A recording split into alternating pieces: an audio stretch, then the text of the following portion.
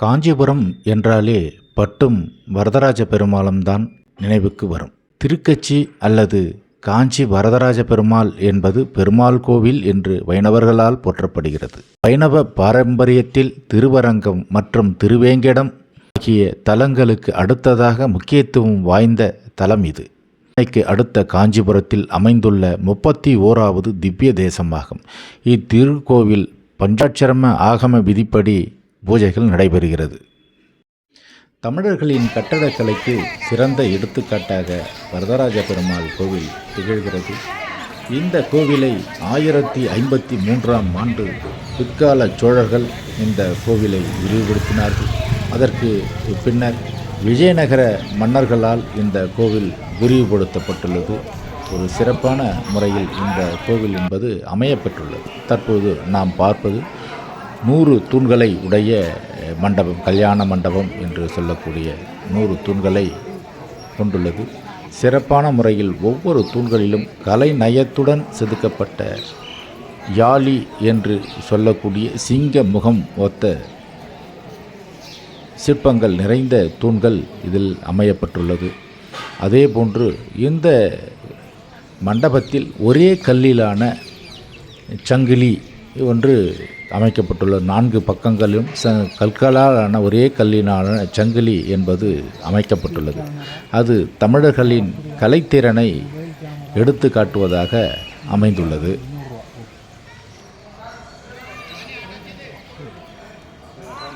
தற்பொழுது நாம் பார்ப்பது 4 கற்தூண்களை கொண்ட ஒரு மண்டபத்தை நாம் பார்க்கிறோம்.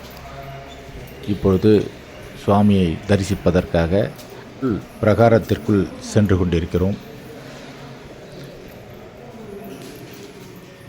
கோவில் முழுவதும் கற்தூண்களை கொண்ட மேற்கூரை அமைக்கப்பட்டுள்ளது.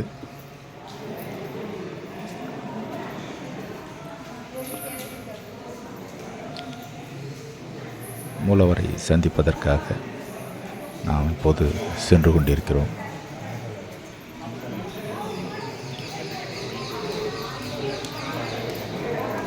இப்பொழுதும் பக்தர் கூட்டங்கள் நிரம்பி வழிகின்ற இந்த கோவில் இன்றைய தினம் குறைந்த பக்தர்களை கோவில் இருப்பது அவசியமான ஒன்றாக இருக்கிறது. தற்பொழுது நாம் பார்ப்பது நரசிம்மர். மூலவருக்கு கீழே அமைந்துள்ள நரசிம்மரை தற்போது நாம் தரிசிக்க இருக்கிறோம்.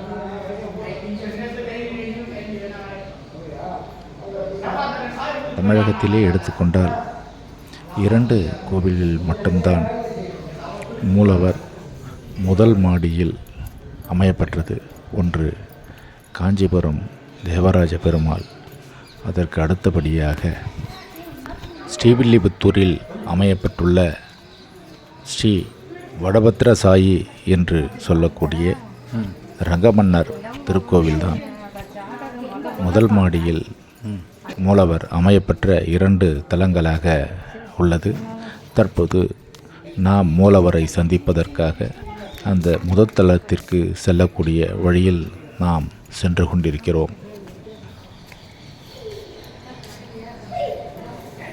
மாடியில் செல்வதற்கு சிறப்பான முறையில் கற்களாலான படிகளை அமைத்து தந்திருக்கிறார்கள். தற்போது நாம் பார்ப்பது வரதராஜ பெருமாள் என்று சொல்லக்கூடிய தேவராஜ பெருமாளை நின்ற கோலத்தில் நாம் பார்க்கிறோம்.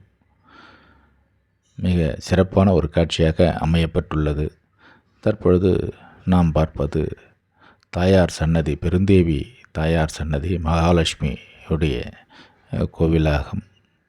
தற்பொழுது பார்ப்பது மேற்கு ராஜகோபுரம்.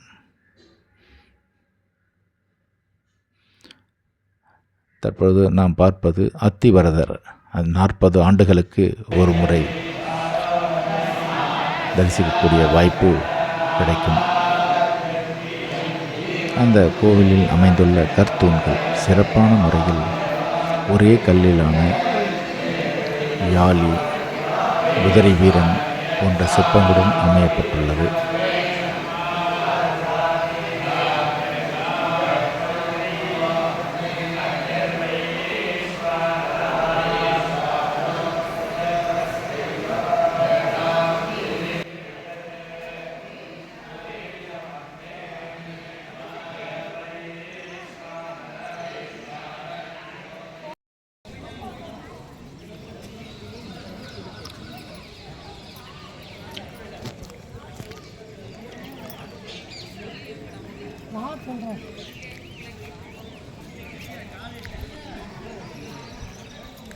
சக்கரத்தாழ்வார்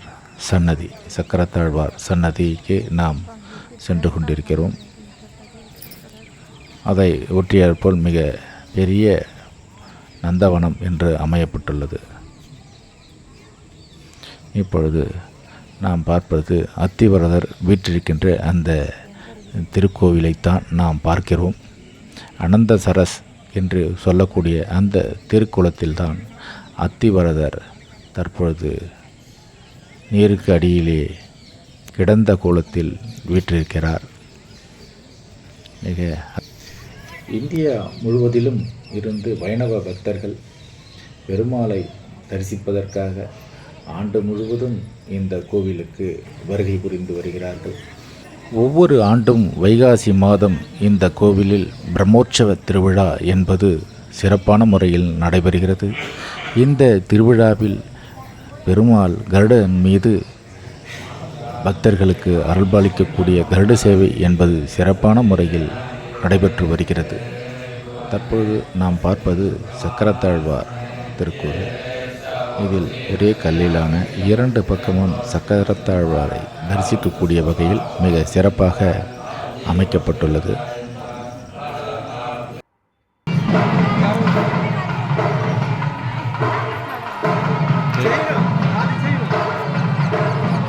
மீண்டும் ஒரு முறை நமக்கு வாய்ப்பு கிடைத்தால் அனைவரும் இந்த கோவிலுக்கு சென்று தேவராஜ பெருமாளை சந்திப்பதை நாம் மனதில் கொள்வோம் என்ற அடிப்படையில் இந்த வீடியோவை பார்த்த அனைத்து நண்பர்களுக்கும் இறைவன் அருள் கிடைக்க வேண்டுமாறு வேண்டிக் கொள்கிறேன்.